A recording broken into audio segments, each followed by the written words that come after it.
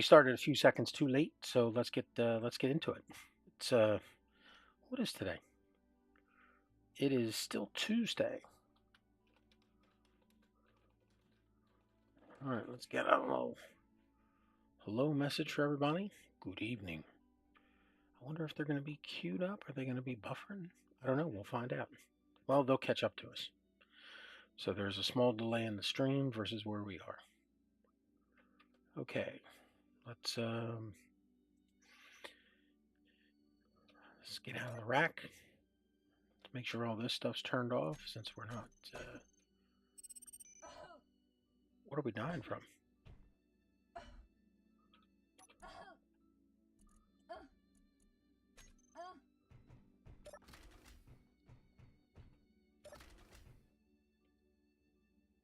Lack of oxygen.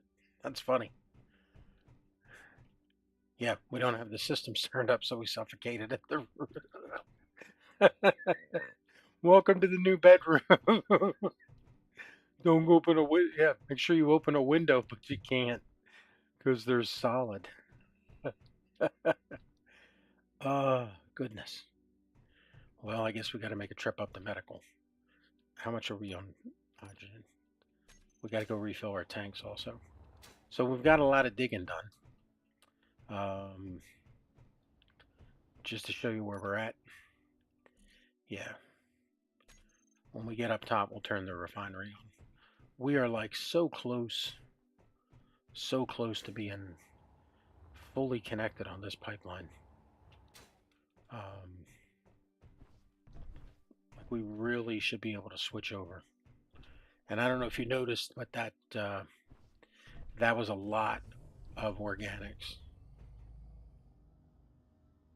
Oh, that's that spider roll starting up there. Yeah, we got to get a color on this line.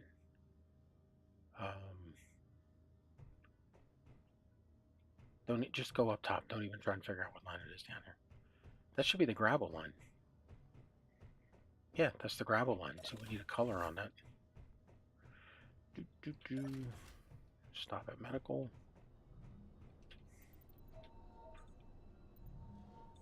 All right, we're good. Fill up our power. Okay. This is almost all done. Yeah, there's a lot to do in here. I mean, the heavy lifting stuff is in place. And it looks fun, you know? And that's what matters most. All right, what's going on up here? Well, we finished the roof. We put in this brace, which, you know, lets us deal with the fact we only got one assembly. We have a basic assembler, not a big one. We got to finish this. Oh yeah, I added this. I thought this was kind of fun. Look at that. Brings us over here and gets us out this way. I left this as a short since this is a short path over here. I thought making it a full was well, it would stop us from getting stuck here. But I thought it was not. And now that I look at it, we could have made this a full. I mean, that goes over more than here. Obviously, the two design teams didn't come together.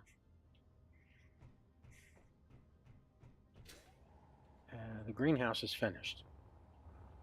But, I mean, we talked about that the other day. And she's got atmosphere. So that's good.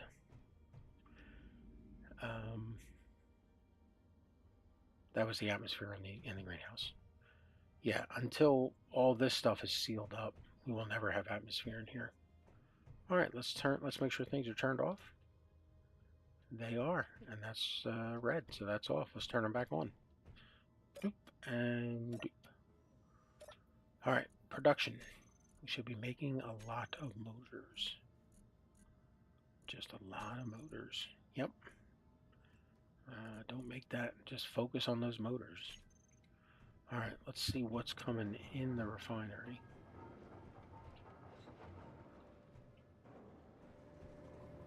Man, from my end, that looked like a puff of friggin' smoke when I walked up here.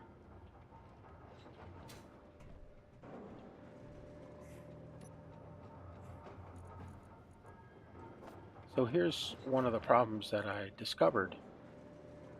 Um, this organic is taking up as much space as the gravel. I mean, it is a lot. So, I mean, I don't know if we're going to put down I mean, we're probably just going to put down um,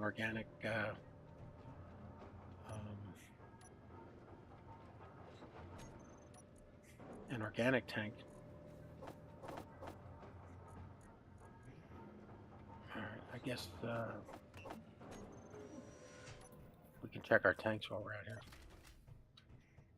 So we got this thing going for the antenna base. She's all welded up as a support. A little light flicker there. Oh, that's me grabbing that really. Yeah, thanks for joining us. So we're going to put an antenna in here. So it'll wind up being the radio room to help us find the other survivors. I suggest that we design the base of it first. And then, oh, we got an unknown signal again. Oh, here's something that I've been using. I started using these guys, something that we've not done anything with. But they've been a great way to drop off materials instead of running all the way back down. And on the unknown signal runs, been dropping stuff in here. Oh, look at that blueprint. We haven't read it yet. Let's see what we got. Control station, flight seat, saddle, cockpit, helm. I feel like we have these. Piloted passenger seat, piloted cockpit. Let's see if we can make them. Piloted. How about passenger seat?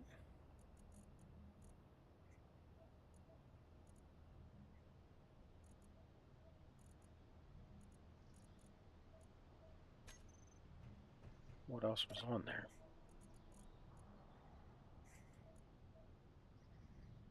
Helm, and we know we can make the buggy cockpit. Flight seat. That's a tough call. I mean, I don't want to waste it. I don't know if we can sell them. Can we make the helm?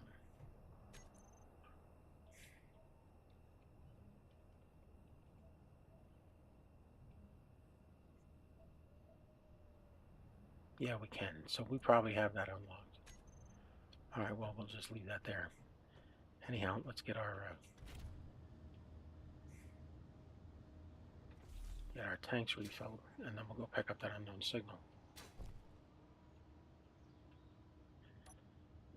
So our goal for today is just make frickin' motors. It's a simple goal.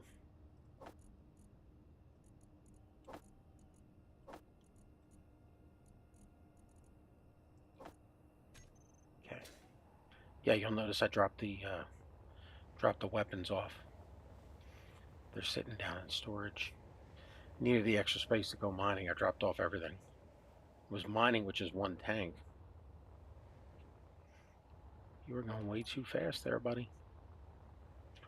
Yeah, we're up too high, but it's nighttime. I can't see the trees.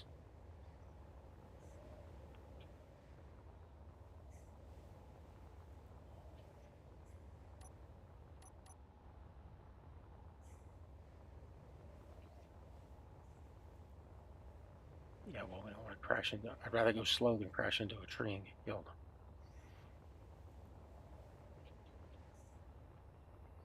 Alright, we're almost here.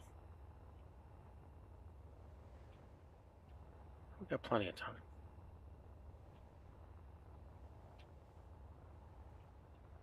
The ground is definitely sloping up on us.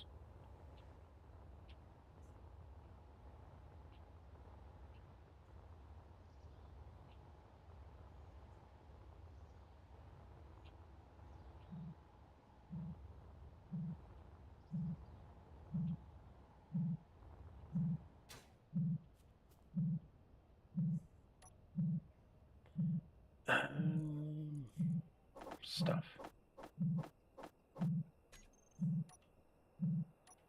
Yeah, I've been picking up the can first since I was putting stuff in that other slot.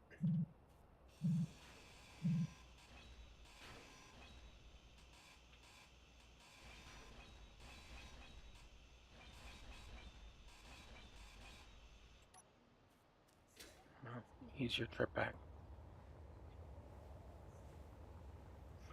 And 4 kilometers for an unknown signal. Yeah, well, just watch the ground. Don't hit a tree. Don't hit the ground. Easier said than done. Who's out here flying a jetpack in the dark? A crazy person, that's who. Okay. There's the base.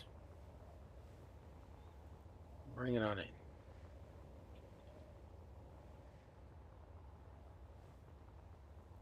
Oh, the copper showed up. 2 of them.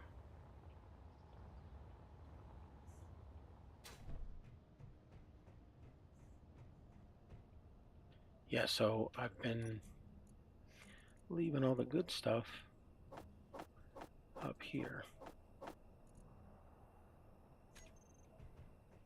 There's some motors in there. Yeah, well, I didn't want to grab them from my earlier runs.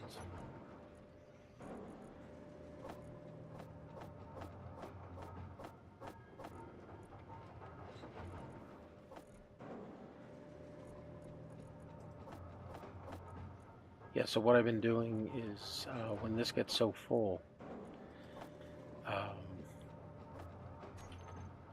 turn off the refinery, and then turn the sorter on. Let it kind of flush the system.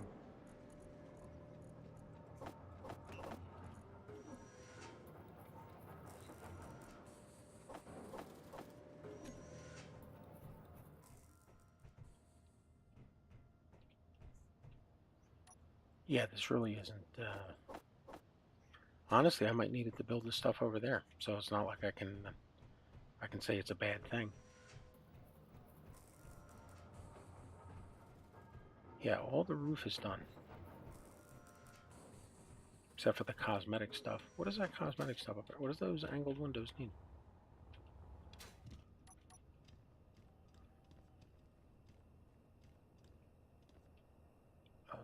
Interior plates construction.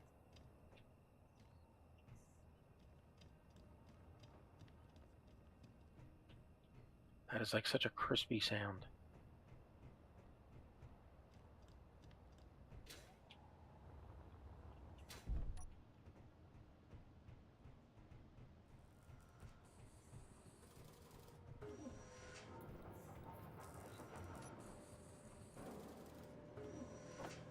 $55.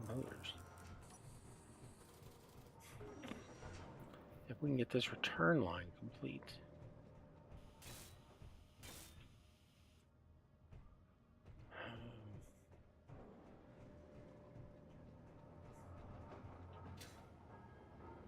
Let's see what we got in here right now.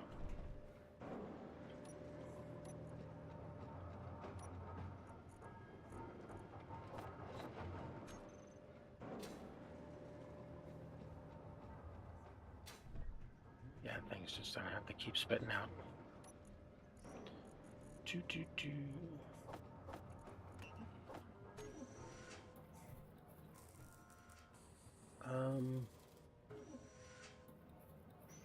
Why did that color not get changed?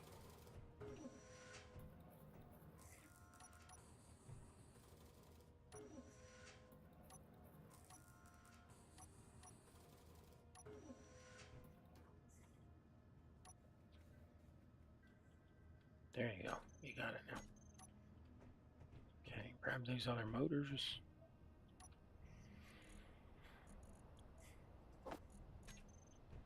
Okay.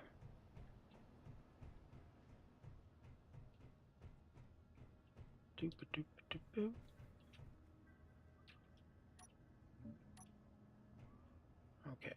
That's all the right color.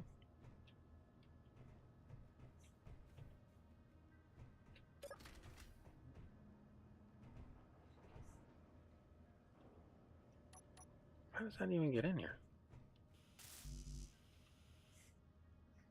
Interior plate. Yeah, we got a color code. A lot of this stuff.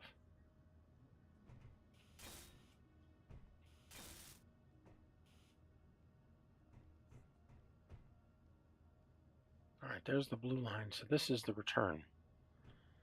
So we can turn this thing on.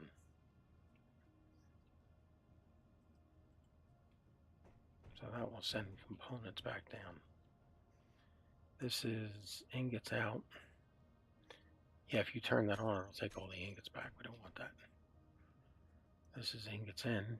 That can go on. Gravel out.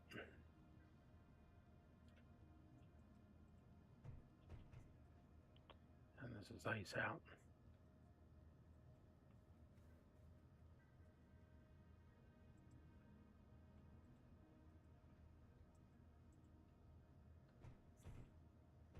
These pull from the green line. I don't know if they're configured. We better check them in the console. But I know the first bank is configured properly.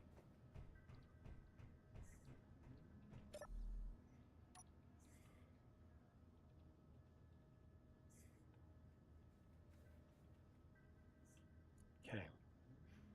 The number 2s aren't in here. Oh, they're there.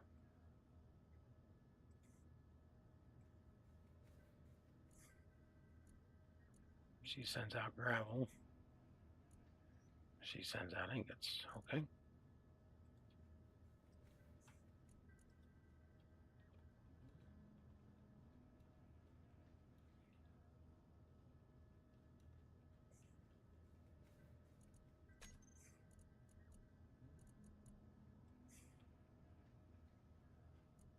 Okay. Set these guys to be not in terminal, not in inventory, not in toolbar.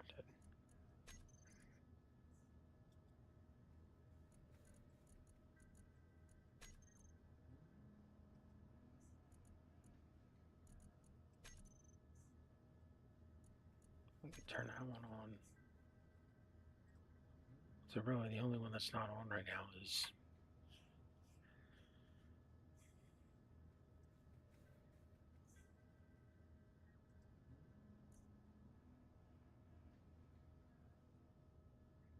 that guy's not connected to the green line. So ingots out's the only one that's not on. Yeah. Okay.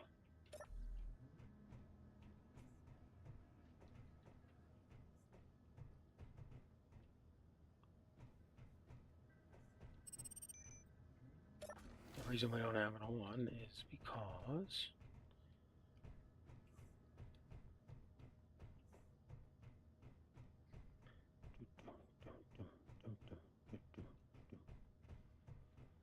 okay. So this is the gravel line. Yeah, we need a color for gravel. And this is that component line.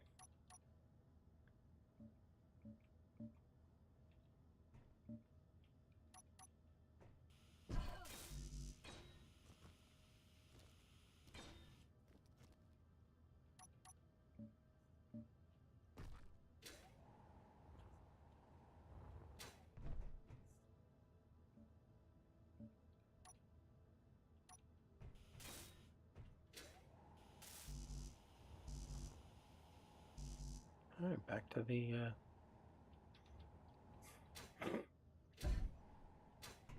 dude, don't kill us.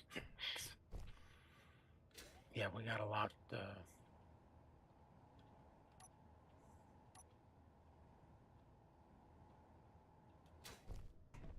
Yeah, some of these lines are. So the main lines here are all working. We can get components out. We can get ingots out and ingots back in.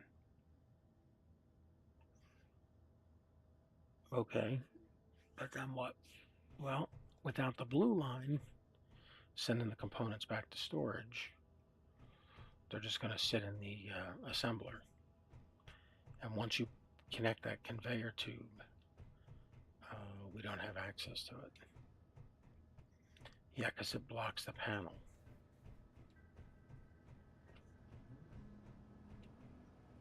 Yeah.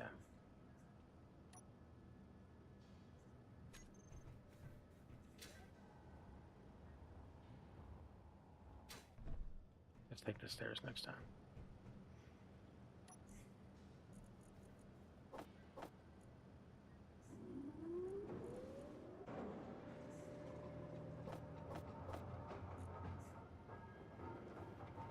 Yeah, we're going to have to shut this thing off this run. Flush out that organic and...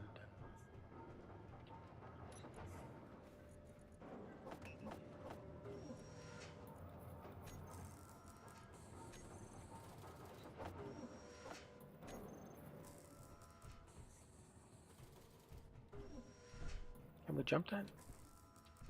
I mean, we know we can jetpack it, but can we jump it?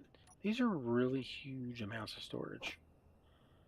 You know, consider how cheap they are to build. Now, they don't have conveyor access, but who cares? I mean, this 15,000 liters of storage. It's almost a little OP.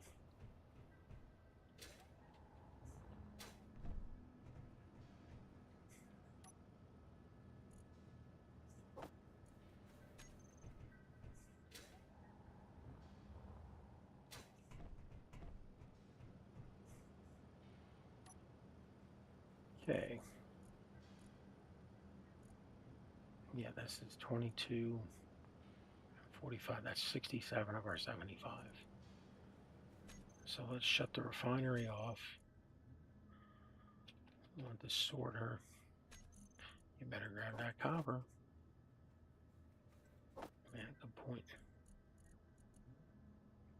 All right, sorter.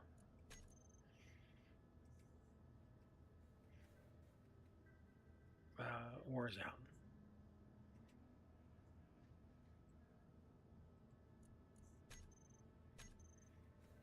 Thump, thump, thump, thump, thump.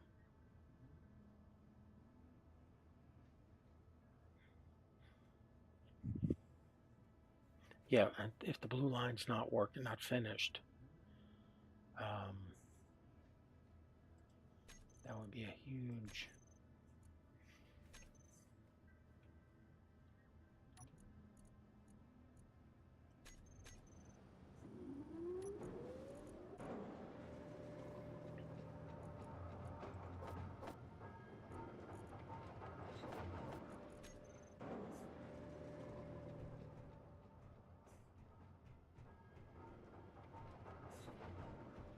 It's just freaking pipeline madness. Holy cow, we got 5 people tuned in. Hey, good evening. Thanks for joining us. If you got any, I'm sorry, if you've joined a while ago and I just noticed, do not expect instantaneous multi-screen viewing here. The blind guy does not catch that shit that quickly. So, yeah, I hope you're enjoying the stream. I mean, there's been a huge friggin' number of 3.4 you're done. Back down to the pipeline. Yeah, we're trying to get this pipeline system finished. Right now we need the blue line done. And that is... Yeah, where the hell is it?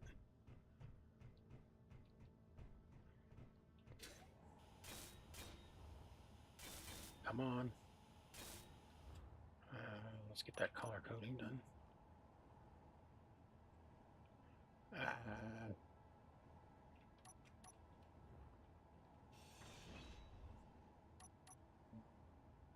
Got any steel on you? Nope, just scrap. Make a note to fix that hole later. Okay. That's it. There you go. All that work. That's all you got. So we got to finish this pipeline system all the way down. It's 100 meters into the tunnel, well, into the mountain, and then gives us all of this storage area back here. So this is the gravel pit, which will continue to expand back as we need to. And as we found out, we need to add an organic pit, unless we just throw the organic in the same container. But this is our ore container. And grab those. You can finish that block when you get up there. And this is the green line, which is open. We need the green line because, you know, ships got to unload. And we also need to be able to get hydrogen into stuff. So we can put that corner piece up when we get back there. The operations office. It's also our temporary berthing area. Yeah, we've got, oh, look at that. That should be a 3-piece or a 4. What is it right now? You have to get on the platform first. There you go. You didn't grab any more.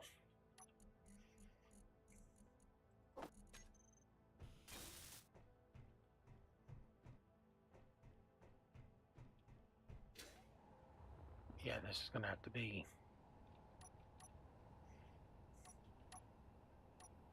So what we're doing is from here,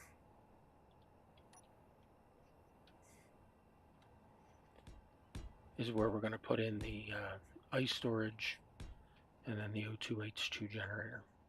And then the, you don't have enough steel. I got 51, we can get 1 done. Yeah, we just got, I mean, I started this knowing it was going to be a big project. I didn't realize it was going to take so many freaking days. All right, that piece up there is a side of the building.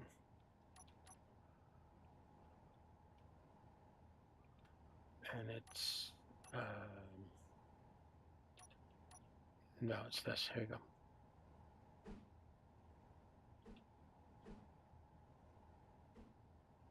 There you go.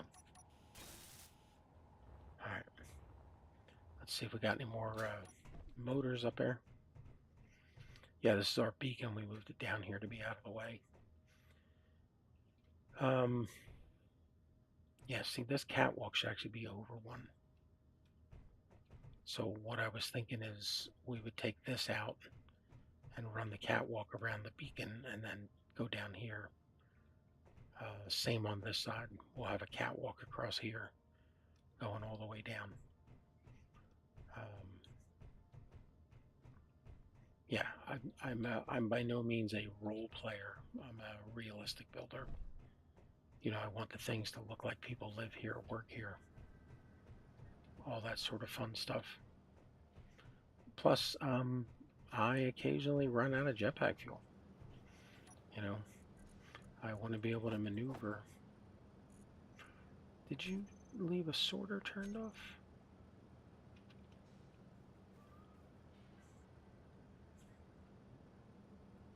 Sorter. Gravel in. Ores in. Ores in is on. Ores out. Holy cow, are we out of,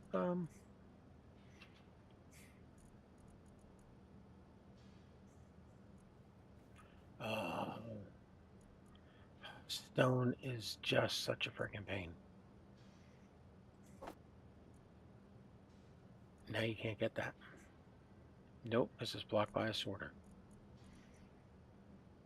Well, I mean, it's enough to make 1 motor. 2 motors, actually. But, yeah, we got to go back to stone mining. I mean, we have a,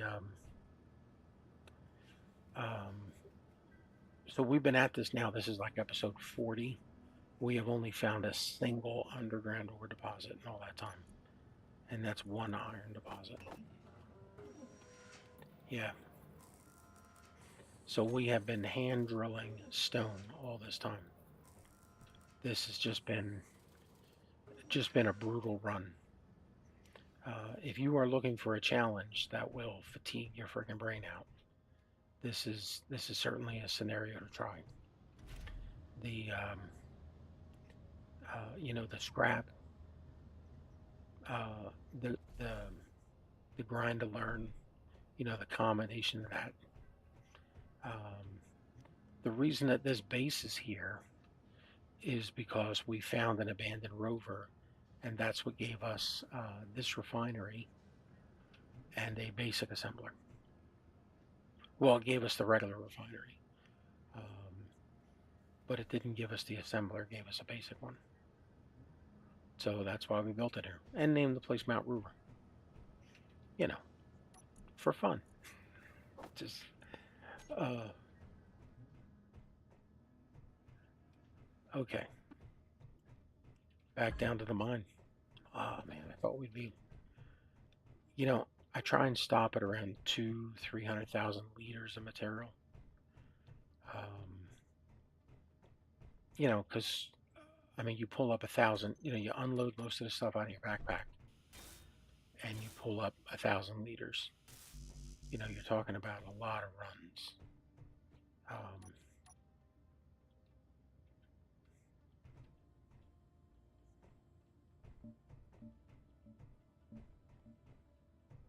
I don't know if the stuff is colored or not, but we're walking back.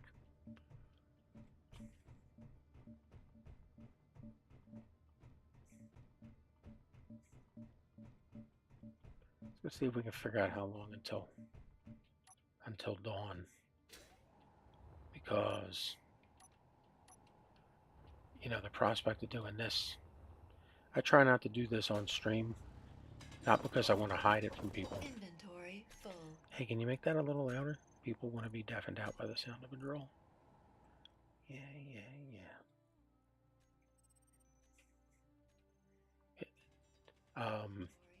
Yeah, we do not have any. Um,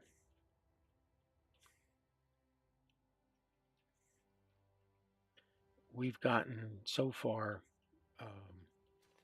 a hinge and a rotor, but we do not have any pistons. So where were you drawing? I don't know, just clean on this. It's all got to go eventually.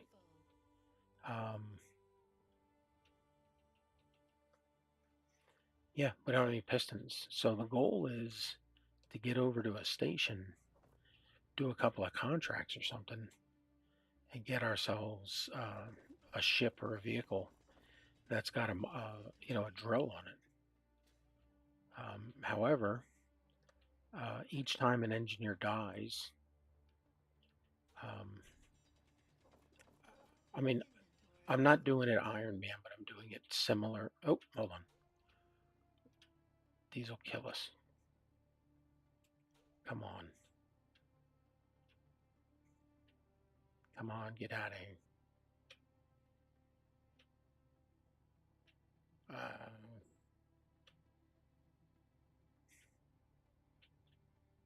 Just, I shouldn't have to go to voxel hands to get rid of these. There we go. Did we get it? I feel like we touched it. Maybe you moved too soon. Yeah, we shouldn't have to go to. That's the second time he touched it.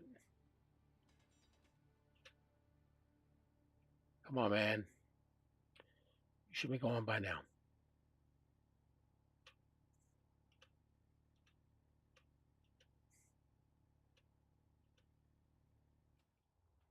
Um, we should have. Did you turn those? Oof. Fix that. Sorters. Not Ruber sorter. Showing HUD off. Yeah, that stuff's just getting sucked right out of here in a heartbeat. And if we go check out the assembler, she's got nothing in her because it's up in the refinery waiting for us to hand carry it over. So this whole base has pretty much been, yeah, along with the rover. Well, the rover's the survival rover, so we didn't build that. Um, we've just, we've done modifications to it. We don't get credit for building it.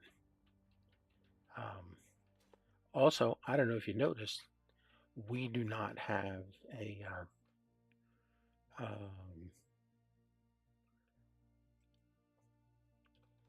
that is hysterical.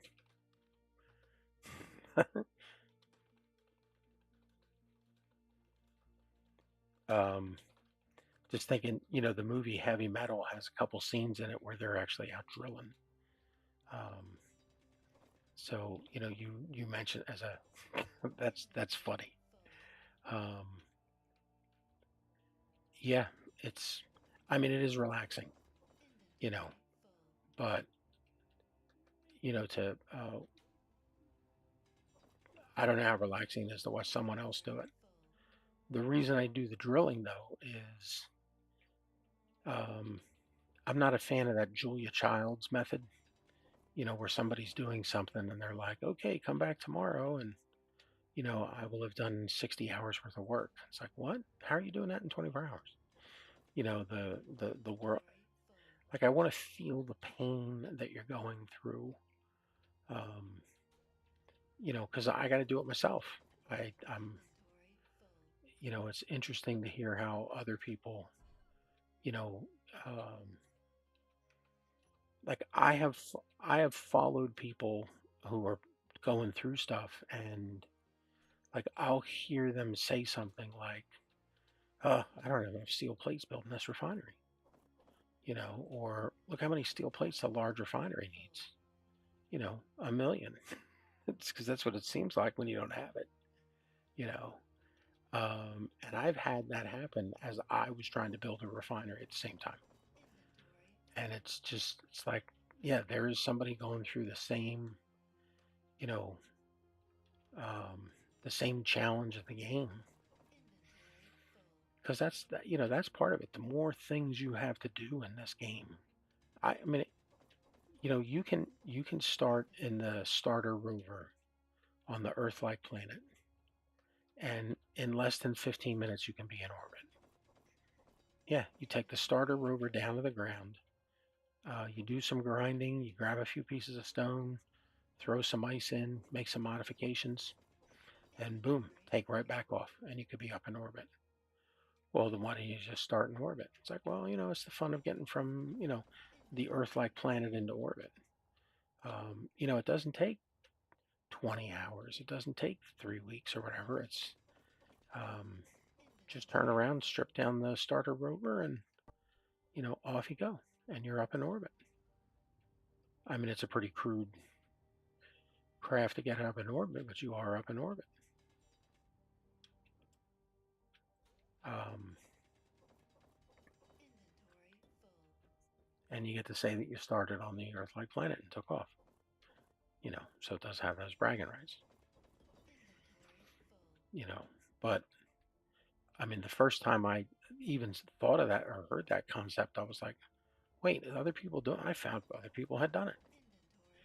You know, so I mean, I think that's pretty cool. People are putting up with that. But after you've done that a couple times, you know, I I play these games so that I'm at risk of failure. Engineer. This is Engineer One, Three. This is Engineer Three. Engineer One is, and if you watch the opening cinematic, they all have names. Um, the we are just trying to make motors. That's all we're doing. We need the stone because the stone's giving us copper. There's a couple of craters, a couple of meteors that have landed. We can go around and pick up some copper.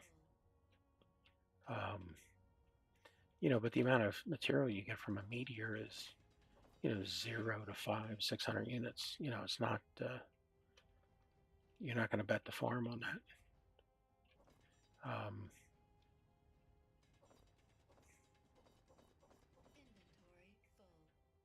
Yeah, I would love to have a collector. Oh my goodness, man. You realize how much faster I could be if I had a collector? I mean, it would cost some motors to build it, plus the conveyor tubes to hook it up. But man, I would sacrifice that in a heartbeat. I mean, that is a poor man's mining drill piston system. You know, a very poor man, but man, it is so much better than not. You know, because the goal with this game when you start is like, hey, how quick can you start putting down pistons and getting a mining drill set up? I've played this starting scenario with multiple people. Played it with 8, 10, 12 people on the first day. Two or three people start working on a mining system right away. And you're sitting there and it's like, holy cow, we've only been at this for 3, 4 hours and there's a large cargo container full already. It really ramps up. I miss those days. That's I mean, it's like, well, why do you have a large cargo container here? Because I needed to set up some kind of system. You know, I mean, I wanted this place to be a base because we've got at least one. Uh, right now, okay. So engineer one was at a station that sold ships and rovers, and um, engineer one died. So we don't have any of those GPSs. We have no bookmarks, nothing. It all got wiped. So we know there's one on the planet. I mean, we don't know where it is, you know, and the planet's huge. So, the time it'll take us to find it. But I wanted a reason to come back here, because eventually we got to get back up into orbit. And, that could mean building something here, you know, but the chances that we'll build it here is greater because, I mean, not because this is a great location or anything. It happens to be like next time we're outside, look up, like the moon is like 2 meters away. It's so freaking close here. It's not even funny. How are we on hydrogen? Oh, holy cow. Yeah, that's why we got to get stairs built up.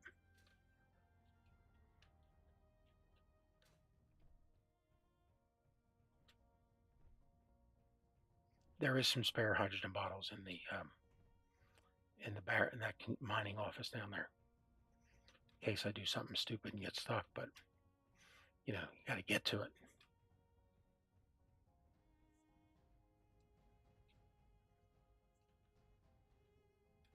A little bit of lag there. Yeah, look at that. I mean, it's right freaking there. I mean, it's a great place to do a launch to get into orbit into the moon. How are we on food and water? 55. Yeah, eat, drink, sleep, repeat is running. Somebody asked me for the mods list the other day. It's at the end of episode 1 in the cinematic. But if they need it in a different format to be able to read easier, I can certainly do that.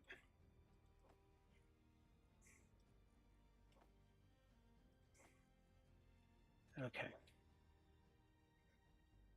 back to work. Let's see how many motors we got up here to collect. Well, none, because the copper is not being transferred over. Do do do do do. All right, copper.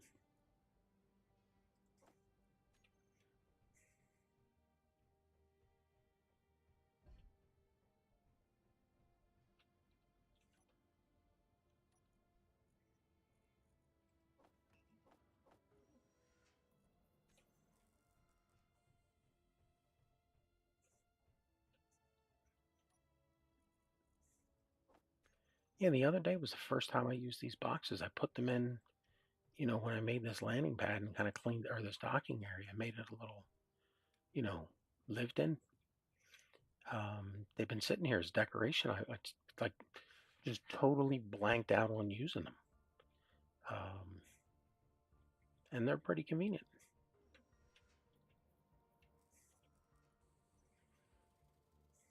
get 30? Oh yeah, easily. If we get 36, that'll make 6 more pieces of pipe. Up to 10,000 more we need. We're not that bad though. I mean, we're good all the way to the all the stuff up here's done.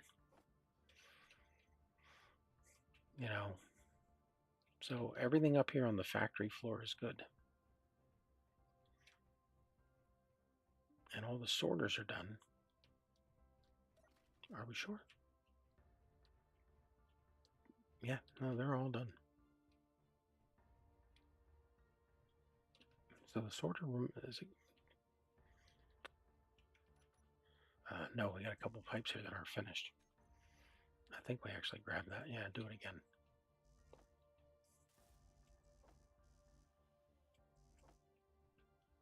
Any others? No.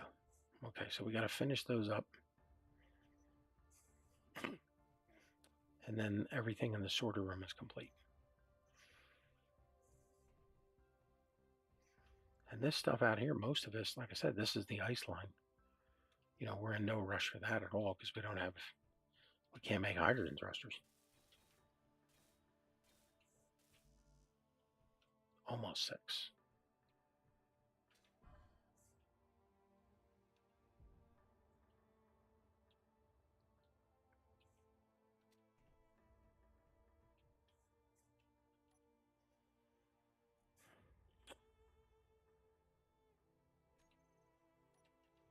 Back to mine. The money you save building your own spaceship is more for pizza. Um,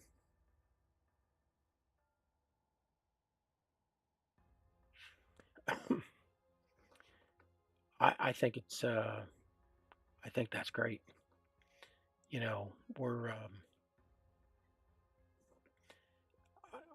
I mean not I mean, you know, we all have however many hours in this game we have. They could be, you know, they could be 10,000 hours of constant failure or 100 hours of perfection.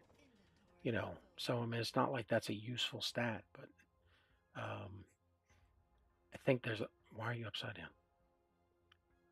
Um, you know, there's just a lot of fun in this game, but you know, it's cool to take a break from it. I mean, I took a break for a little over a year.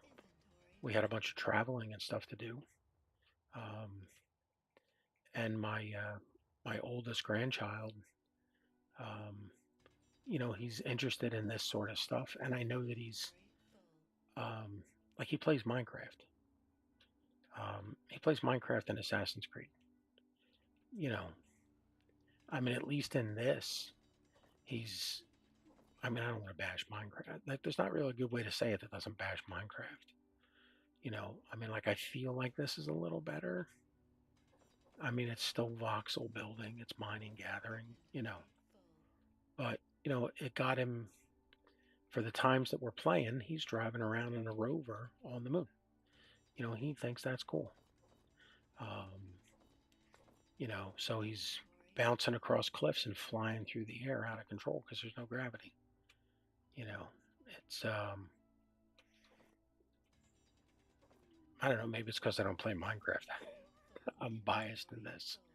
You know, would I love to get him into something even more complex, like you know, stationeers or you know, Echo or something? Like, yeah, I would. But I mean, you know, it's got to be you know to his age level and his interest level. You know, because I mean, I'd be playing Minecraft right now. I'd be playing friggin' Roblox if that was what he wanted to play. You know, because I mean, it really comes down to, um, you know, am I playing the game or am I playing, you know, just to have fun with him for a couple hours? Um,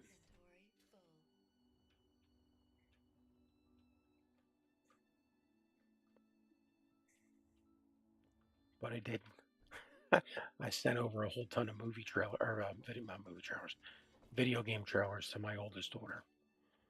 With hey, which of these are approved for me to play with him over the summer?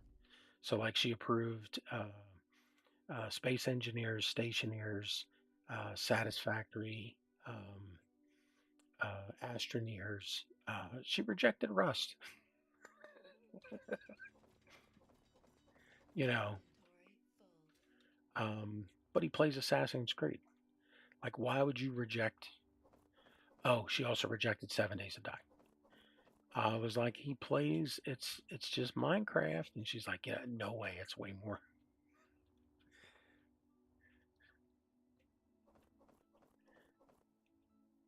His grandmother rejected it too.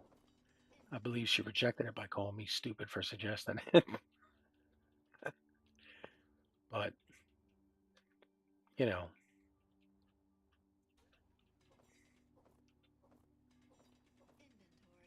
I mean, because on its base level, he's playing Minecraft and Assassin's Creed. It has all the same elements.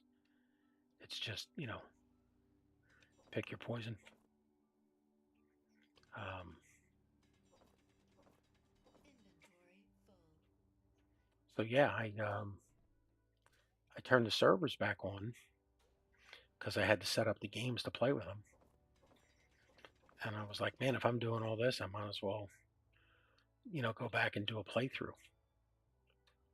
Um, yeah, this is, and all of that would have been in the can. I wouldn't be picking with a collector. I wouldn't be picking anything up. You know, it's and that's one of those things that is like even merge blocks. I mean, I remember the first time I put a merge block together. I was doing a Frankenstein ship build in space, and I was like, hey, is there a way for me to put these together without tearing it down? And the people that were around me, all had the same conversation. Yeah, I think there's a block you could use. None of us had ever used one. I mean, combined at that time, we probably could have added up to 20,000 hours playing this game. And not a single person at that time had used a merge box. Now it's like, man, we use them all the time. Um, you should encourage them that with space engineers, it's much to learn about science and exploration. Um, that is a really good idea. Um, that was well. That's why I was debating between like this and like a stationeer's level. Um, you know, but then the problem there becomes: is it you know is it a STEM? You know, I mean, my wife was a school teacher. She taught English, but I mean, she's very familiar with the STEM program and all the stuff that that side of the house. Um, but yeah, no, I agree with you. I think it would be and the neat thing about that would be um, after a week or so of building something, now he has it on his bookshelf for the rest of the school year. When he's obviously not going to be. And as somebody who's done a lot of gaming, who wrote a video game, worked for a gaming division at work, it's um, my first encouragement is that he does other stuff, not game, because it's easy to go video game, but how easy is it that he's going to be outside in the backyard with a wiffle ball and a bat and stuff? So luckily, his dad has him in soccer and baseball and stuff. Oh man, do not get us killed.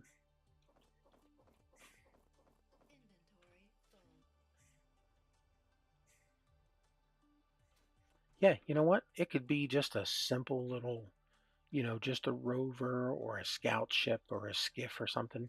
Just something small, simple, whatever. Wouldn't matter. He'd have built it. I mean, he's huge into Legos. Um,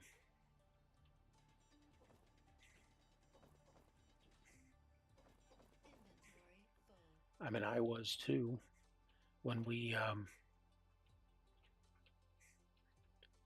which is funny because like my wife, they had Legos when she was a kid, and it's like, really, how big was the giant box of the thousands of parts you had?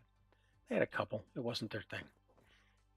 Like it's funny when you talk to somebody that had Legos or has them now with kids, or it's their adult hobby recreation thing, whatever.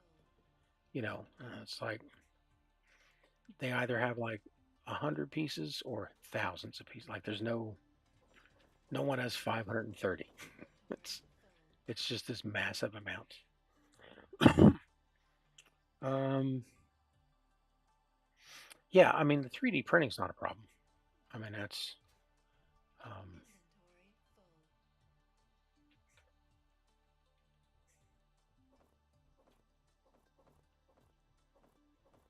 um, but yeah, but see that's where you suggesting that is that ABCD connection of things because I certainly did not think about it. I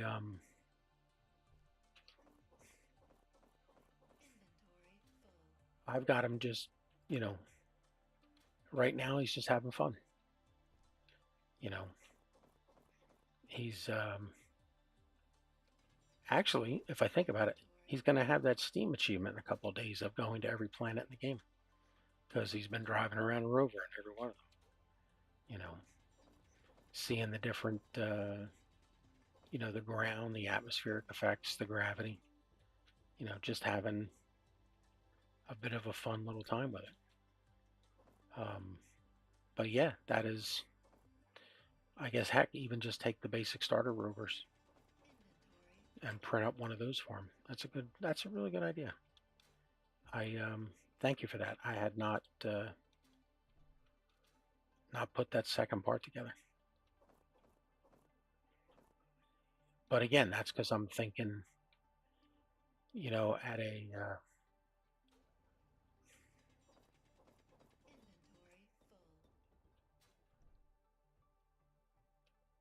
his mother and grandmother are quick to remind me of his age.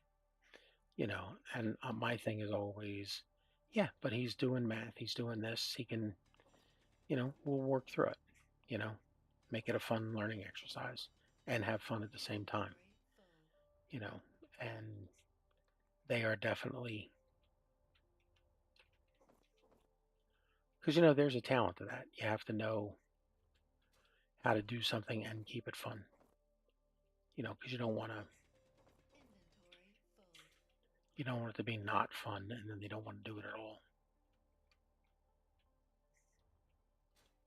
That's what older brothers are for. They take all the fun out of weeding and mowing the lawn,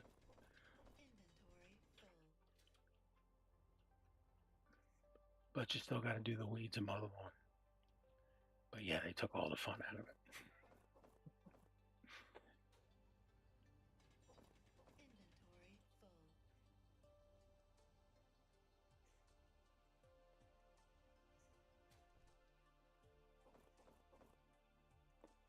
Older brothers also take the fun out of picking up after the dogs in the backyard. So I definitely didn't want to go to that end of the spectrum. I've used a Dollar Tree, not Lego blocks, to think out and prototype space engineer ideas. Um,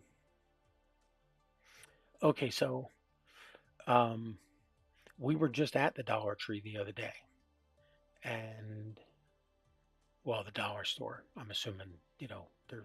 I mean, names equivalent, the same. I don't know exactly, but um, we got a um, basic automation version.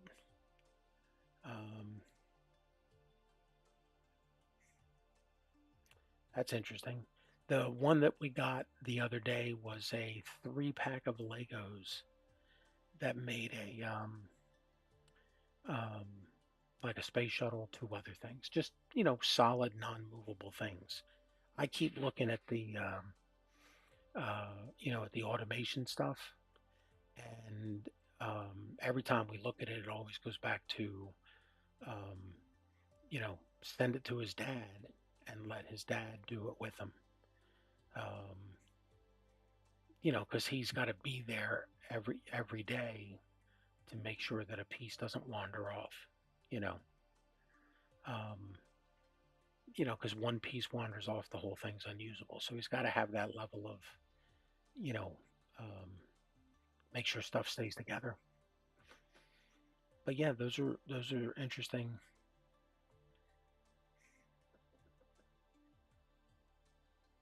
it's an interesting progression because I mean, as a kid, I remember going from Lincoln Logs, to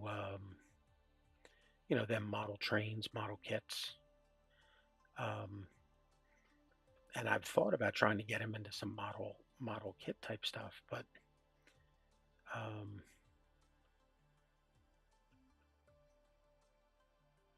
yeah, Um, I don't know how much a Lego and Lego Light or Lego knockoff um, stuff makes a difference. Like I don't know how much cheaper it is to get a bag of 500 mixed pieces or something. Because I mean, years ago, and then doing it with our daughters as they grew up, and each of them had a different Lego period of time they were interested in them. Um, but man, I remember wanting to go get like, where's the bag or box of just 1,000 Legos? I don't care what they are. I don't need a picture on them. Excuse me. Just give me a picture on the box of somebody sitting there going, trying to put them together. Just a box of parts so that when you're making something, you could just expand the town, expand the city a few blocks kind of thing. Um, but like we were over at Costco yesterday, well, this week. Costco has a Lego Costco truck semi for part of their like city delivery building thing. But it's sold at Costco and it's a Costco branded, official Lego, but it's, a Costco semi. Um, I look at that and I go, okay, so I get him that.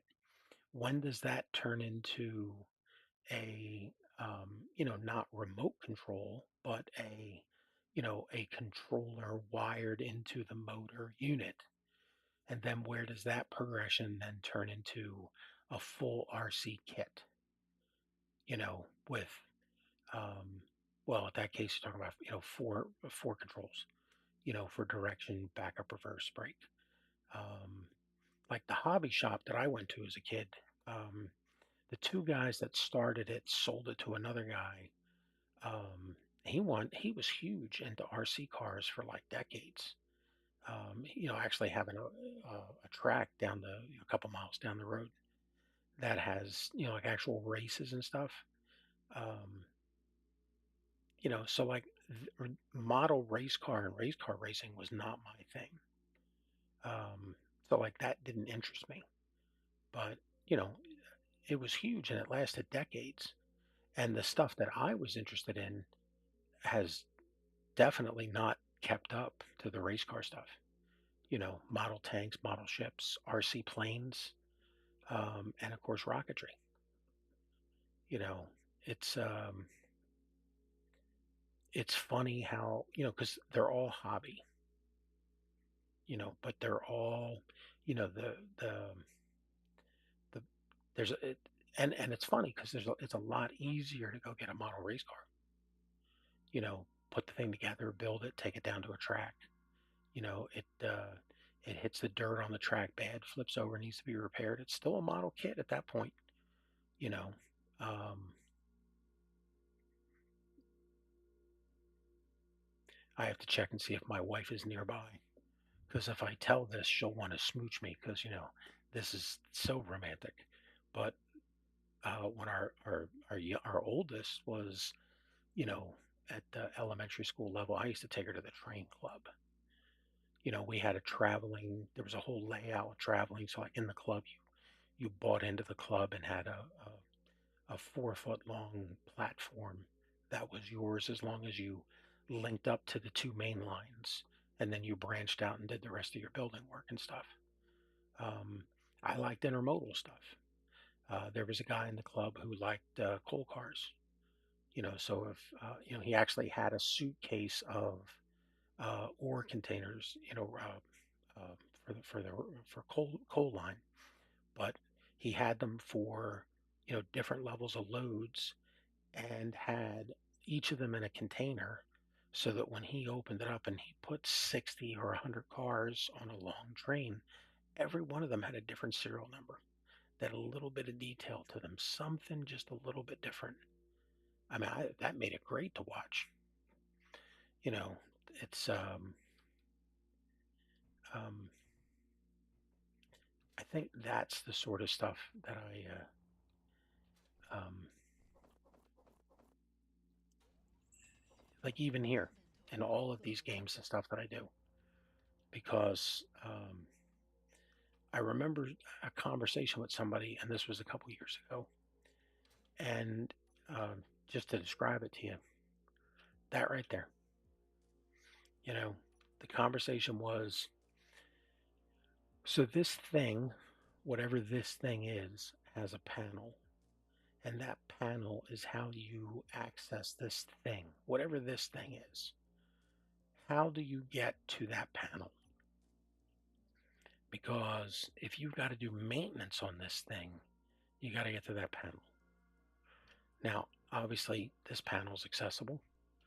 This panel is blocked by that pipe, and this panel up here is blocked by that pipe. So we don't have total access on all sides, but you at least have one. And that was very much a design sort of. You might appreciate stuff for printing train cars on 1/24th garden scale. So, are you a G scale train? Um,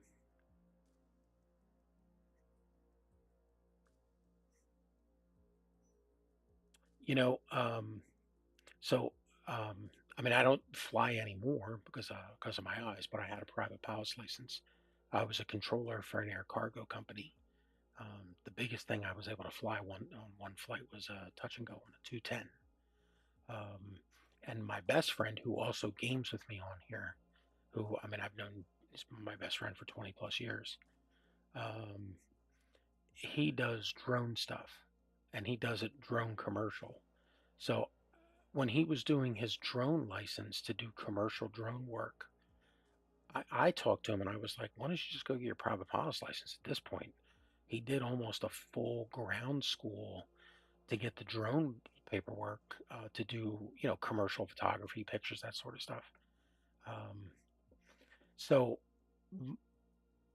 we've had the Garden Railroad conversation many times, and especially because Anna does all the stuff with Disney, and her and I both used to work at Disney. I gotta go get fuel and power. Um, so Epcot has a Garden Railroad display. It's not the greatest, but it is a nice one, and it's the nicest one in Epcot. Um, so every time we go through there, and I mean we're at Disney. Um, I would say on a good year, 20 times a year. On a lighter year, six. But get the fuel first. Pay attention. Getting distracted here. Sorry. Um, so every time we go over to Germany, ein Brezelunbier, it's separate from that joke that she's more than tired of hearing. The Garden Railroad conversation does come up, and um, you know, man, I kudos to anybody who can do it, because it definitely takes not only work on the rail side, it takes work on the garden side. Um, so the koi pond that was in the backyard, um, you're out of ice. Um, I brought in for the koi pond um, 3 tons of one-man boulders, and I put in a lot of repeat trips of these boulders from the curb where the boulders were dropped off from the landscaping truck that brought them in, and then the guy unloaded them with a forklift over to the pond in the backyard. The koi pond was 5,000 gallons, so a lot of one-man boulders going around it. And every single time it looked like crap. And I could not figure out what it was. And see, that's the engineer side as opposed to the artistic side. So a friend of ours, he was in our weddings, landscaper, had a conversation one day about it, and he goes, "Put all the boulders back in the pallets, and then when you're ready to start, just go to the first pallet, take the first 10." Um,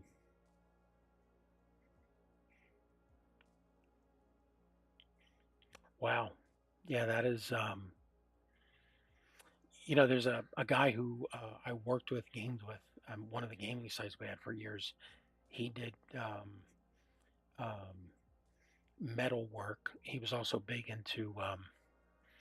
It has a name. I always forget what it was because I was not involved in it. But they're like CHA. It's not Cha or something like that. But it's the people that do medieval reenactment stuff.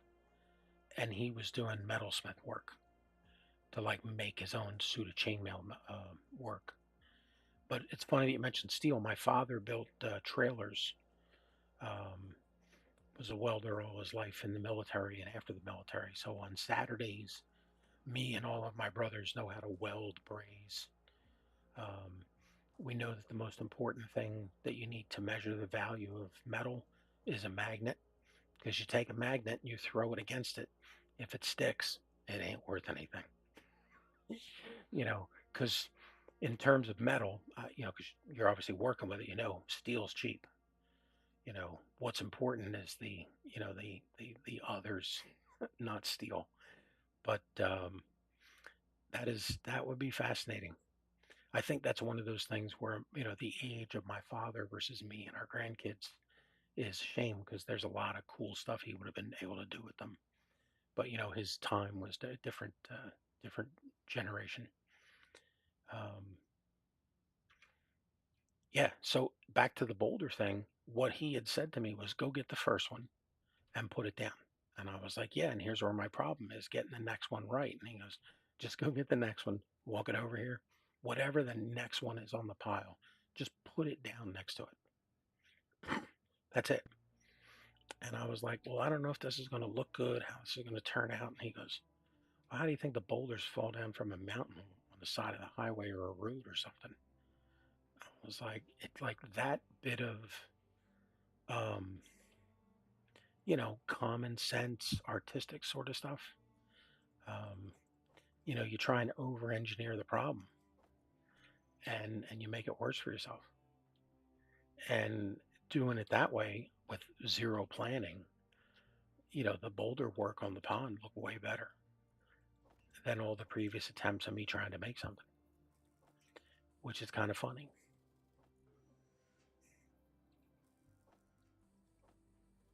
So yeah, that's cool that you're doing not only the garden work and the rail work. Um, Guy that I worked with Microsoft in South Florida had this like amazing garden. Um, As a matter of fact, my wife has a friend of ours here who has an amazing garden. We have it, each of these people I'm talking about, when they bought their house, bought the lot next door and made the two as their big, huge connected garden. I mean, you really have to be committed to gardening, garden railroads, having a pool with a walking area, all that sort of stuff. Like, he knew that's what he wanted to do. And the stuff turned out beautiful. Um, yeah, it is um, and because, you want it to look organic and fun, you know, so let's force it. That's not how it works. Um, but here's the one about garden railroads. Um, I probably had my wife pretty convinced that we were going to be allowed to have one in her backyard. And then I took her on a garden railroad show, and I she just saw some of the houses that were displaying their stuff that were just not, um, I mean, beautiful backyard work as far as, the railroad and the cars that were running, the whole thing. But the way it made the rest of the yard look, um, it didn't make it look like a yard she would want to have people over for a party. It looked like just um, like we've had aquariums for years. So in Florida, there's a company years ago that took a whole bunch of stone out into a leased area off the coast and buried it or dumped it, and then came back out to pick it up. So it was live rock. And then there's a global research facility, and there's an author from Germany that I was friends with, and like I was growing hard corals and some things that were difficult to keep alive. Um, Amazing, fun stuff to try and grow. She wanted fluorescent, with a the thing that you would put a black light on to highlight the purple, the green, and the yellow of the rock. And it's like I'm a Patty dive master. I never see that when I'm diving. You know, that is the rarity of the real ocean. Um, but see, that's the difference between you know um, if you've got a hobby and you've got other people in the house that you're working and living with. Your hobby can't interfere in the aesthetic enjoyment of other people's homes. And I mean, I've seen some really nice garden railroads where people definitely had the aesthetic going. Um, but you have to have that green thumb to know, you know, what kind of little evergreens are you planting? What kind of annuals or perennials are going to grow to scale um, to look good. Um, I mean, that's a great, garden railroads are a great blending of, hobbies and green thumb. And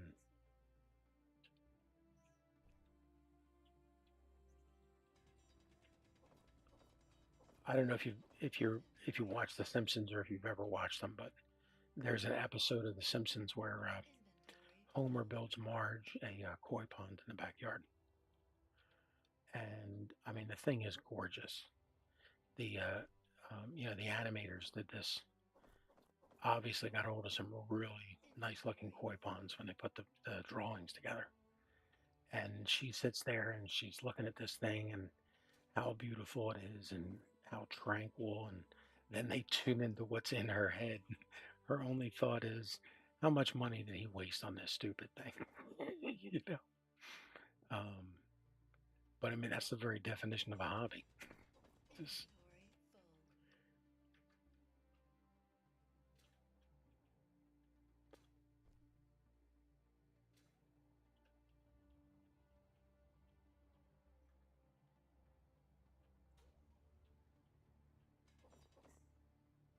our youngest daughter goes to school in Tokyo, and I've tried to several times to ask her, like, "Are you off tomorrow? Hey, can you ride down to the Tamiya factory store and go, walk around?"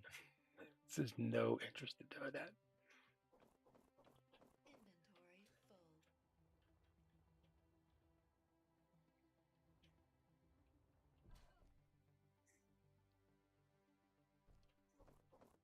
And I'm like, man, when we next on the trip when we go to visit her at school, I'm like that's one of the things that we have to go to, just to go to the factory and walk around and see the museum inside the place.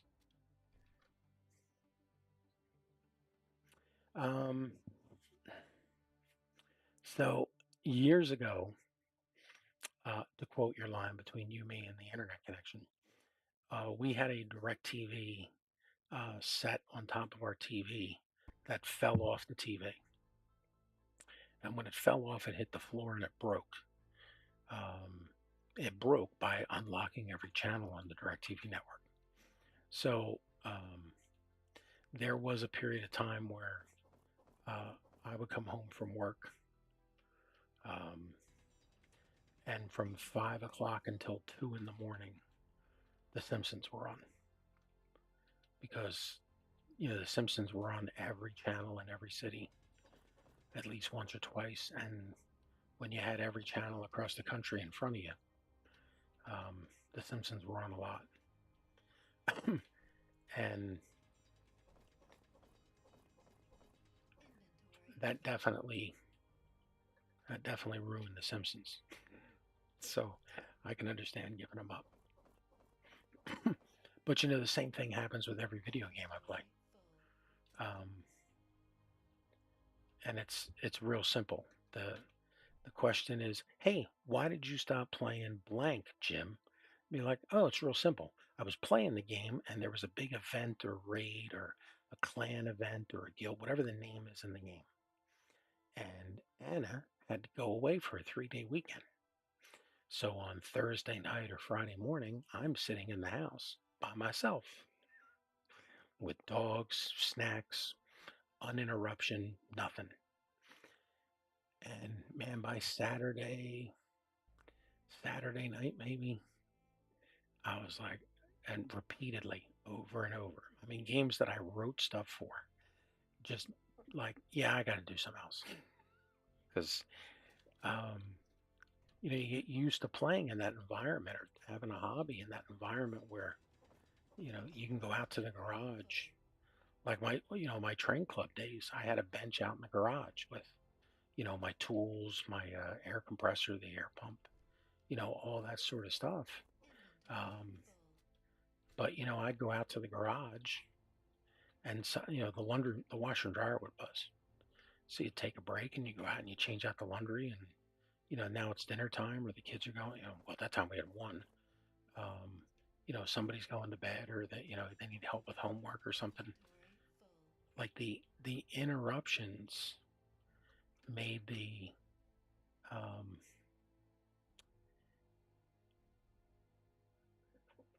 that's funny. You know, my thing when I was a kid was I wanted to do the Saturn V uh, from in model rocketry, and that kit was just never available. Um, I actually just watched a documentary the other day on. Um, there's lots of documentaries on model railroad history, but I watched one on model. Well, actually, I watched a couple on model kits and on the different model rocketry companies. Because like I mean, from my standpoint, it's not a business I ever thought of. And then all of a sudden, one day, YouTube, tossed me out some documentary to watch, and I was like, man, this is interesting stuff. That the different mindsets of the people that were designing and selling, making these kits. What their um, the approach that they wanted. Because like I remember seeing, like even on model train kits, like so the the the school that everybody in our family's gone to for years. I would go on during school days. I would go grab a bus, and go down to meet my father at the tap room after work. Well, across the street from there was, a couple stores, people that I knew would stop in, say hello, chat with. But one of them was this model train store, and the guy that owned it, um, and his first name was the name of the store, but he also had, hobby crafts, D&D. It's where I got my copy, my books for Traveler and other games and stuff. He sold some of my game stuff from early um, when I was going to cons on a Saturday. But that guy sold a lot of trains. And I remember talking to him one day, and then he had passed away. And I talked to one of the family when they were doing the sale of the store after he'd passed. This guy owned a train store, and he didn't like model trains. That was not his thing. His thing was he liked buying and trading brass. And that's what he did. He bought and sold and traded brass trains. Like he really liked the concept of the haggling of it. It just happened to be the thing was brass trains, and that turned into a train store. And then, because it's a train store, he added all the other stuff because it supported his main hobby or interest. Um, yeah, yeah, it's so I mean, the gaming sites that we've had over the years have been, they've gotten some. The problem is over the years they've grown. Some of them have grown to really big numbers. Um, the biggest one was 40,000 visitors a month, and then work conflicts had to sell it, sold it, used the money, did house repairs, house remodeling. After selling it, that's when things like, we had Christmas giveaways where the entire living room was full of products for giveaways and prizes, donated from game companies, hardware companies, all that sort of stuff. When we were in the middle of doing it, it was all fun. It was a hobby. And then when we stepped out of it, I realized it was a job and a huge imposition on the family. But when we were doing it, it was just fun, fun, fun. Um, so the last run that I did, um, we were at dinner with some friends of ours, and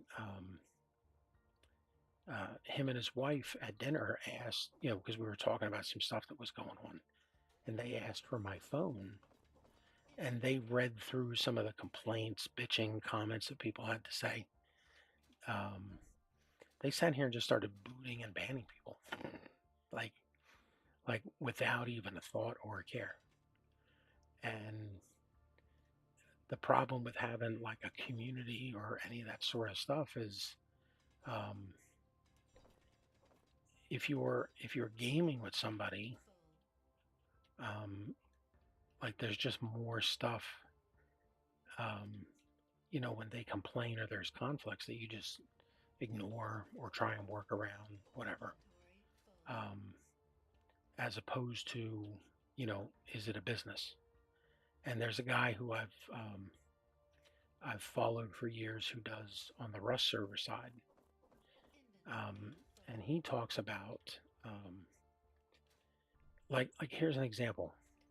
Okay, so on this server, I'm an admin. There are people who will come on the server. I mean, this was, even when we were doing server hosting, they would come on the server and they would see that there's an admin on. If they had a problem, they expected a response right away. Because, well, the admin's here. I have a problem. You should be able to answer me. And that's not really a sustainable model because, what if you're doing something? What if you've got some script or something running in the background and you just can't get to them? Like you have to have excuse me, like a ticket system. And like his view of it was always it has to be a business. And what is your business model? And then it's fun. And the other one was, which happens also in these games, there's people who log in and they go, oh, look, there's somebody with a bunch of stars. They're an admin. They're cheating. If something happens in the game, they must have cheated. And it's like, oh, okay. I mean, if you want to think that, go ahead. Um, but I mean, I have people who I've known and gamed with for 5, 10 years or more who have gotten into a situation on a game and been like, hey man, the game screwed up, something happened, can you do a backup and restore, to give me all my stuff back? And it's like, what? No, no, we don't do that for anybody, man. You know that. And have them look at me and go, yeah, I thought that was just something we told people. And it's like, yeah, because it's true. And then they, it's like, yeah, but I've been here for X number of whatever days, weeks, months. Hook me up, and it's like, yeah, we don't do that, and they walk away. They don't walk away quietly. They stamp, they curse, they slam the door on their way out. Then they open the door up and curse some more. But it's um, it's funny. It's a unique hobby, Brass guys. Do what gives you time. Yeah, it's yeah. And see, that's the thing. It's on the outside, you would just look at it and go, hobby store, train store, you know. But for him, it was brass trading, collecting, Um,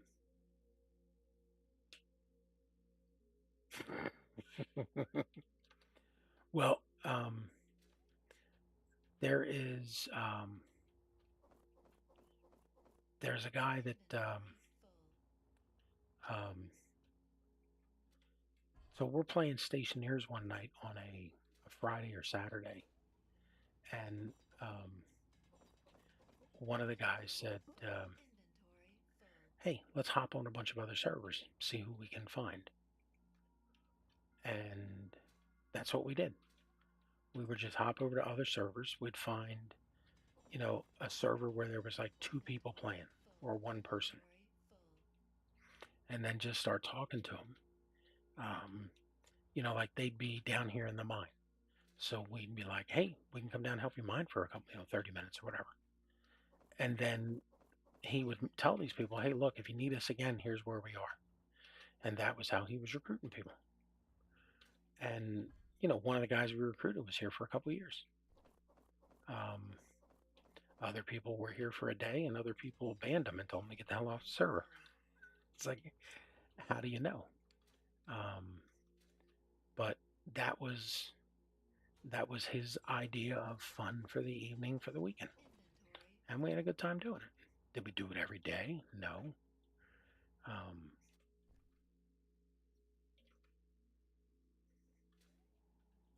we have there's another guy that I know these people from work and real life and stuff. He's the one that because on several games we've always done the let's make it the largest guild on the server, whether it's called a guild, a clan, whatever, just make it the group kind of thing. And even when the guild was adults only, he was the one that had said, look, just go find some third grader who's on the server and tell them, look, you can join the group, just don't tell anybody how old you are, if you can help us with recruiting. And I was like, why do we need him to recruit? And he's like, just watch. you know and then you go back to work, um and you're driving home, and then you have dinner, and then you log into the computer, and you're like, why is there 50 new people in the guild? Well, because he would stand at the spawn points and just automatically invite every single person that spawned into the guild. And it's like, hey, some of them will take the invite, some of them will leave. um because he was glad to be in the group. So he was doing his best to recruit, and it's like the guy had made the comment. He's like, hey, next time we need we need a bunch of new people to the guild. Just let's send a seventh, a 10-year-old, 12-year-old to go do it. They will flood the guild with people. That was always kind of funny.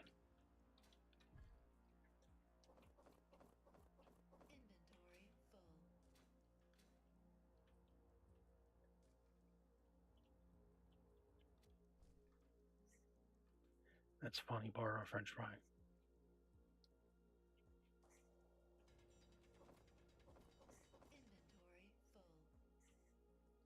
Well, I don't want to steal his phrase because he got it from other people, but the one guy was always used to enjoy that, that line, "This isn't an airport."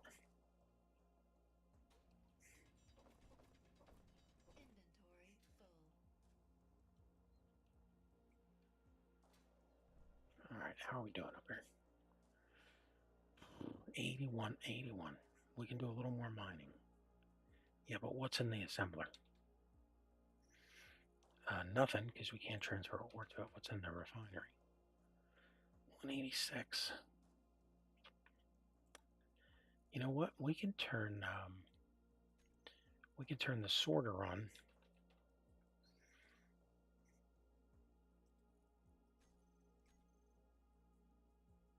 That'll bring everything back here to us. We can grab the copper and the nickel and run back up with it, put it in the assembler, and top off our hydrogen tanks. Now we just got to go over here to the ingot container. Hey, look at that. Look at all these ingots. Nickel. There's plenty of iron up there.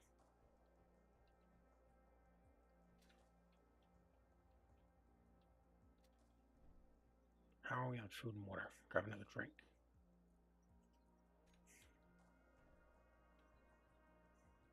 Yeah, the ice system, O2, the H2O2 system, is going to go in down here. So where this beam is, link up with that one, and then put the concrete going that way, so that it's closer to, the ice. But I'm also thinking that we'll go down another level, because the ground where we're at slopes off with a drop off. So I don't want to go too far back. Although I don't think we'll ever make it that far back with the H2 system. As long as we don't go past these pipes, because it's definitely slopes. It drops off quite a bit after the stack here.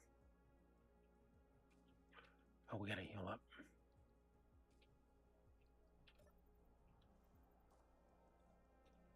See, I really enjoy the unitasking aspect of some of the mods we got installed here. Heals only. Don't even get power.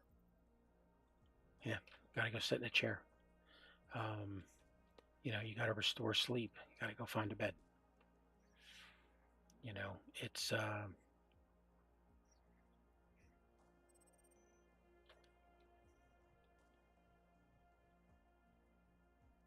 do do do.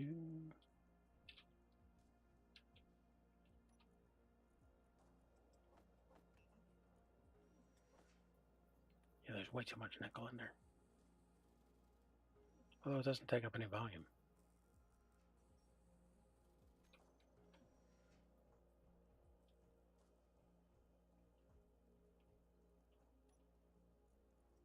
Doop.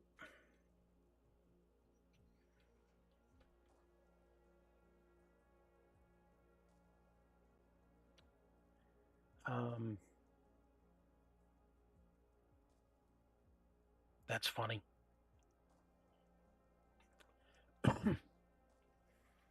No, I think the line he was using was this isn't an airport. You don't have to announce your departure. The Tom Hanks movie, I know the movie you're talking about. We saw it in the theater. The guy's like country had a war or something, and he was like stuck there as a citizen. But I don't remember. Like, I don't remember anything about the movie other than that. Like, I don't remember a line or anything from it. There's a guy I worked with who was a huge fan of that Catch Me If You Can movie. Like, I mean, I've enjoyed every Tom Hanks movie I've seen, but I'm retired from the U.S. Navy. I've still not seen Greyhound. Because like I don't rush to movies just because Tom Hanks is in them, or wrote it or directed them. I go because they're interesting. I'm playing the space game. I've loved the movie The Martian. I've really enjoyed all the Riddick movies and all the Alien movies. There's a new one coming out. The one about the people that apparently fell to Earth, Gravity. Never seen it. There's one that I saw. So years ago, we're talking almost 20 years ago now. actually probably over 20 years.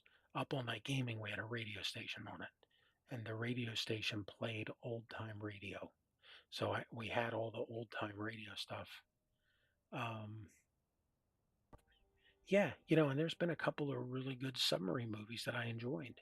Hunt for Red October I thought was really good. But that's a Tom Clancy book into a movie thing. Um, so really good book made into a good movie with really good actors. Was Tom Hanks in that? And no, Tom Hanks. That was um, the James Bond actor. Also from The Untouchables, Sean Connery. U-571. Um, yeah.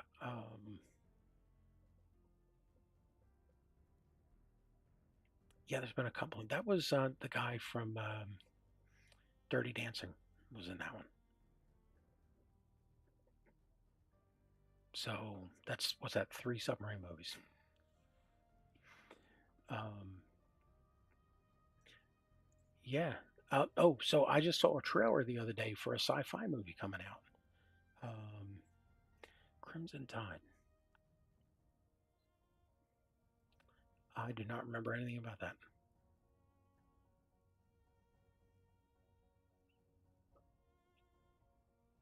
Yeah, I don't remember anything about that one.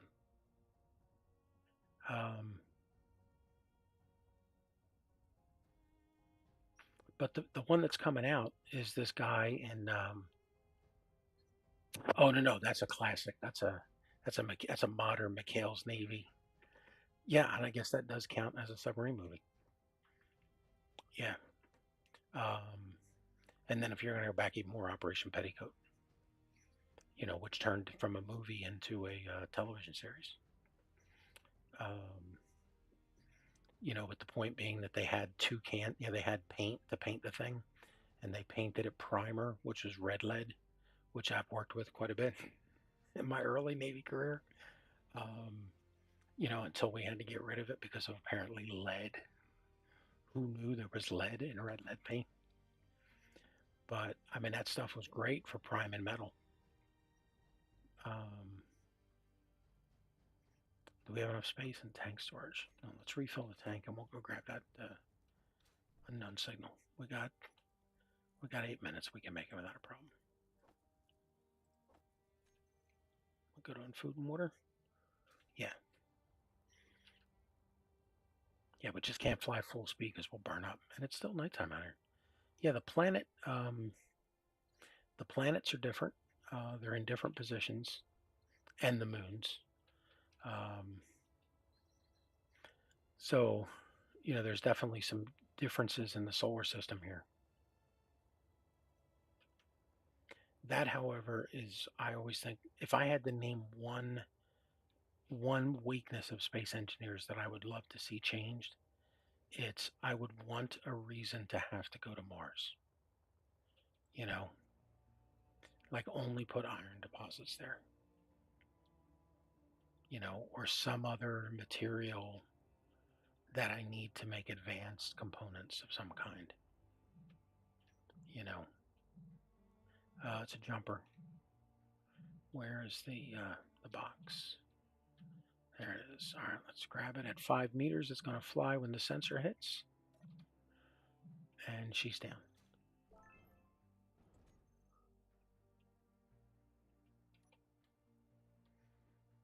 This thing is how I unlock the thrusters.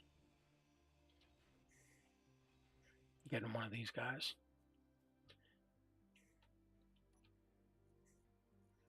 I mean, power kits aren't bad, but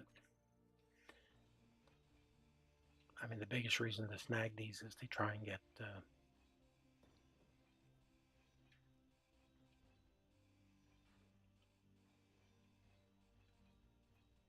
um, the blueprints.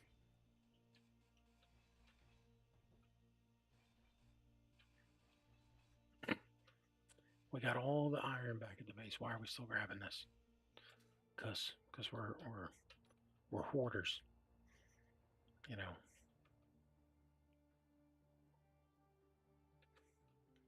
So, um, I mean, it's not a submarine movie, but the Nautilus is in the League of Extraordinary Gentlemen. I think it makes a pretty major part of that movie.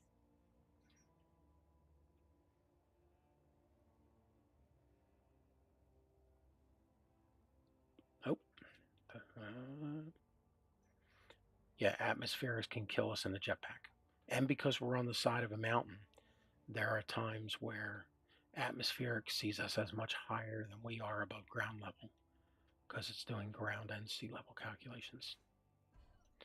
I tried to capture one of those antennas that spawned, and we were able to lift almost all of it. Um, but we just could not fly with it because the impact aerodynamics messed us up. All right, this all goes to scrap. But yeah, here's Eagle One. She's clunky. To quote Space Cowboys, she's a brick with wings.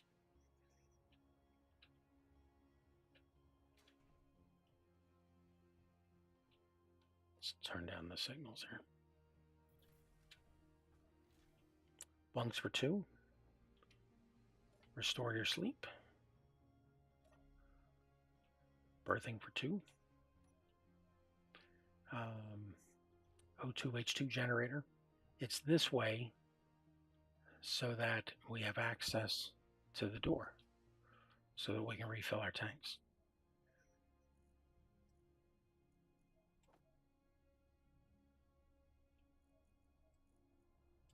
Not enough room.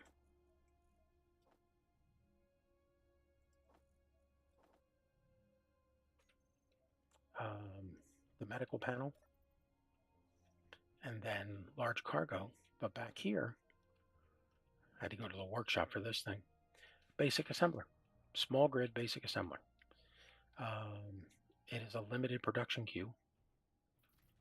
And then I love putting bridges on things way more than having the cockpit chair. The jet fighter cockpit, if it's some type of construction forklift kind of thing, something like that.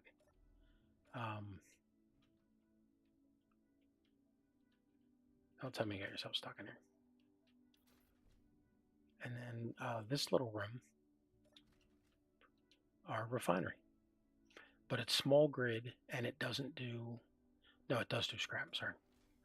Yeah, but see, we got a little, this door's supposed to be off.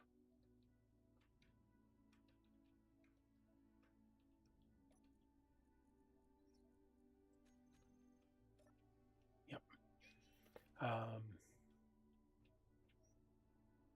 Spotlights underneath for parking, for landing. And then the door's locked so you can't get out, and accidentally fall out while we're flying. But yeah, here's a shuttle that holds 6 people. Everything's accessible. You can walk around. An autocannon. I've been, you mentioned it with the drones. I'm enjoying using these. I think they make for some fun building. The whole bottom of this thing is loaded with them for lift. But I've been able to lift 200,000 kilograms. 200,000, no, 200, yeah, 200,000. And it's been, I've repaired it now. This is almost Eagle 4. So yeah, 20,000 Leagues Under the Sea is a fun movie. Yeah, there is the Seaview. That's the like the 50s, 60s black and white. The Nautilus, USS Nautilus or Poseidon Adventure. Not the Poseidon Adventure, the sinking of the ship. The I'm trying to remember the name of it. But again, back to the model thing. When I was a kid and long before I became a scuba diver, Jacques Cousteau. He had his old competitor to what are we carrying? Oh, scrap. Competitor to the National Geographic Society. There was a great amount of literature and stuff in that, and they had a model ship.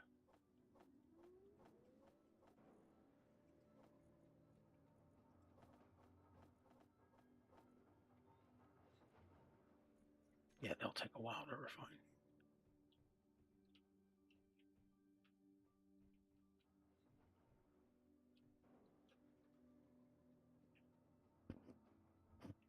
We are almost at the 2-hour mark.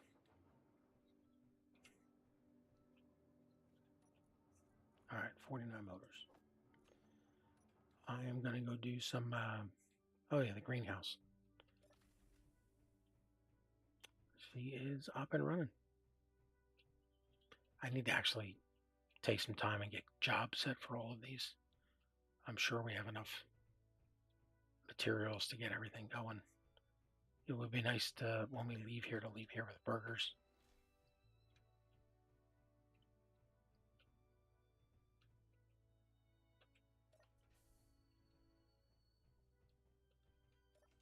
I need to also get the sensors built. I put a couple of them in at some spots.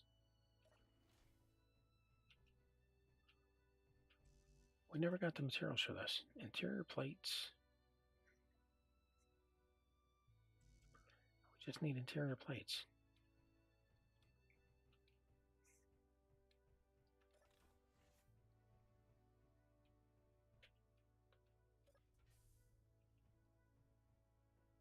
Do we have any up here? Yeah.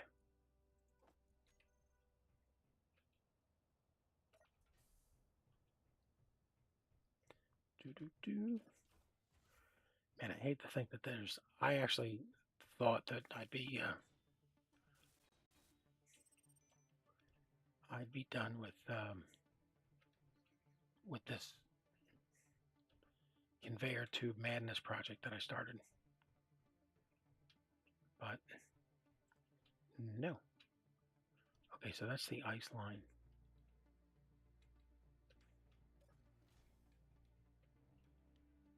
Going down.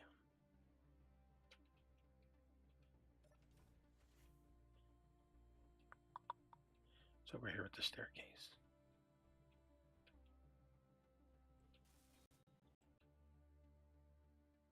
Yeah, don't waste it. We need this focus. That's the other problem I love about projects like this. You know, they get so big and so daunting that it's easy to get distracted in some other side little project thing. And then next thing you know, you burned up all your resources. So I think what I'm going to do is, wait, why did those not,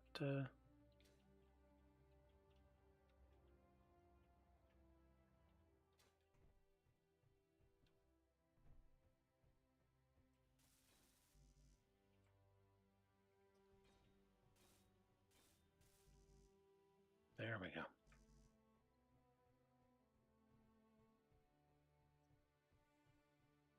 And we need another 1,000 motors easily. I mean, that's one of the beauties of space engineers. You're always going to need motors.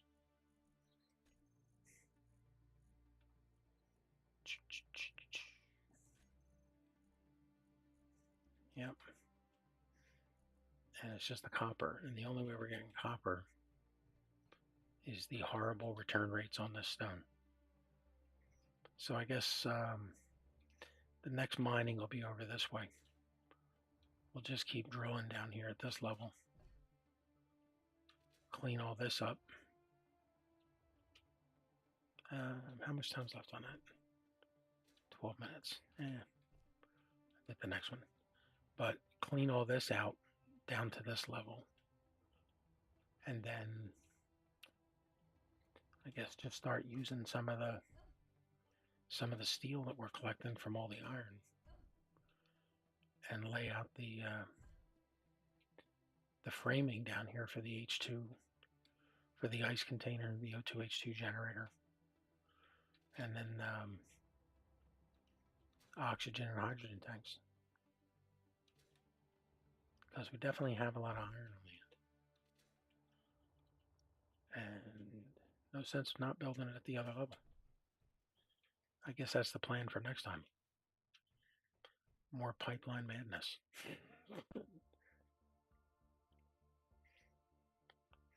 Thornvald, I appreciate it. Thank you so much. I appreciate the conversation tonight.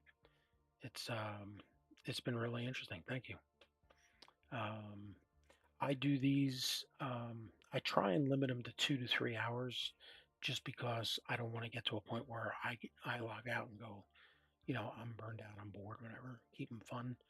Um, but I've enjoyed taking making the capstone recaps for people who don't catch the live streams. But I mean, my main purpose is just to recruit if somebody's looking for a fun challenge. I do appreciate it. Thank you very much.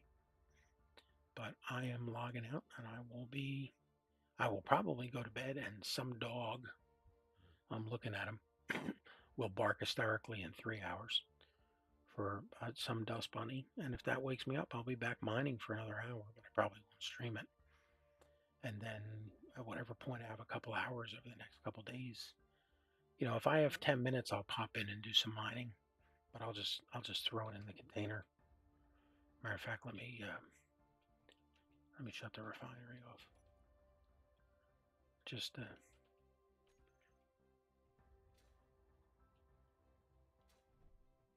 got to get the catwalk down here built.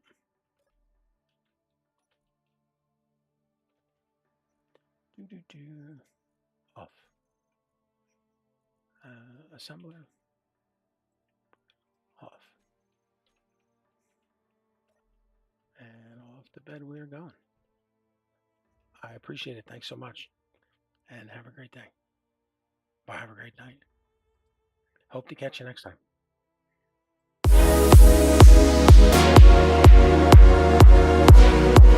There we go. Have a good night.